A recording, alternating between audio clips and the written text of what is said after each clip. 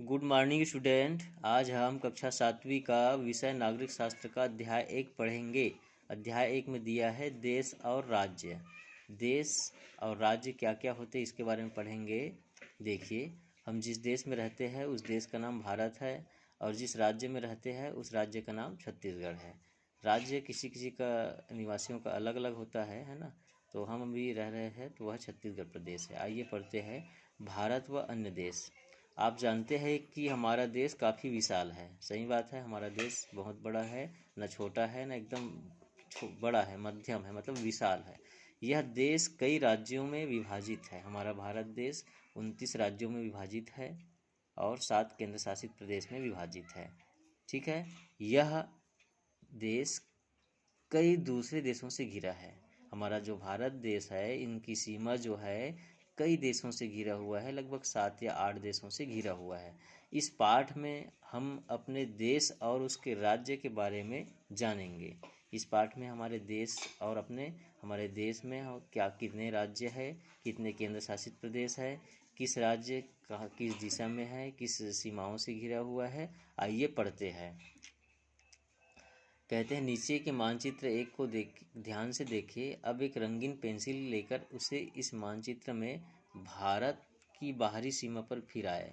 इस सीमा रेखा के बाहर के इलाके दूसरे देशों की सीमा रेखा से लगे हैं। ये जो चिन्ह है, ठीक है, ये रेखाएं दूसरे देशों की सीमा रेखा से लगे हैं कहते हैं। ठीक, अब हम देख सकते हैं भारत और आसपास के देश। ये हमारा भारत देश का नक्शा है। ऐसे ऐसे ऐसे ऐसे ऐसे ऐसे ऐसे ऐसे ऐसे आया हुआ है। ठीक है जी। अब सबसे पहले हम दक्षिण में जाते हैं तो श्रीलंका लगा हुआ है, छोटा सा देश।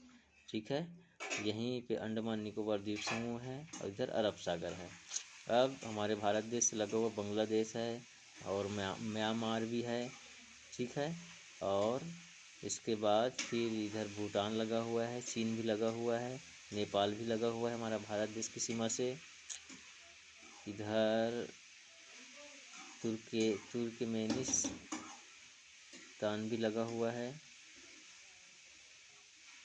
अफगानिस्तान लगा हुआ है, पाकिस्तान लगा हुआ है। ठीक है, इतने देशों के हमारे सीमा से, भारत देश की सीमा से मिलते हैं। ठीक, तो ये हो गया देशों का विवरण। अब पढ़ते भारत के राज्य।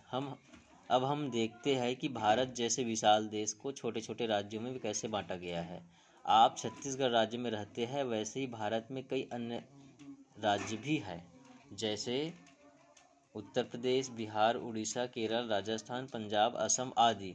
भारत में कुल मिलाकर 29 राज्य और 7 केंद्र शासित प्रदेश है। हमने पहले ही कहा कि हमारे देश में कितने राज्य है, 29 राज्य है और 7 केंद्र शासित प्रदेश है।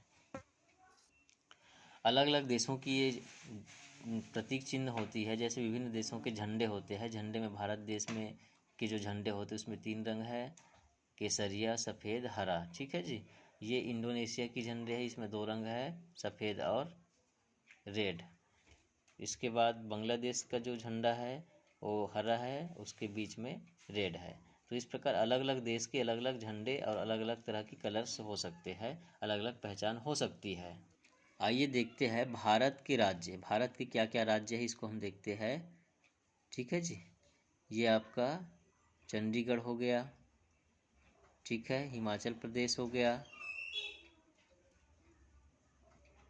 ये हरियाणा हो गया, दिल्ली हो गया, दिल्ली भी राज्य है, राजस्थान राज्य है, उत्तर प्रदेश है, ये आपका बिहार है, झारखंड है, पश्चिम बंगाल है, छत्तीसगढ़ है, मध्य प्रदेश है, महाराष्ट्र है, तेलंगाना है,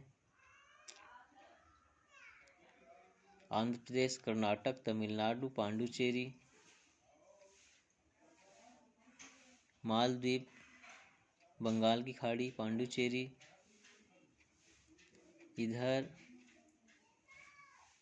त्रिपुर, मिजोरम, मणिपुर, मेघालय, नागालैंड, अरुणाचल प्रदेश, सिक्किम, इधर गुजरात। ये सारे राज्यों के नाम हैं, मतलब 29 राज्य है और 7 केंद्र शासित प्रदेश है। 7 केंद्र शासित प्रदेश में हमने आपको बताया।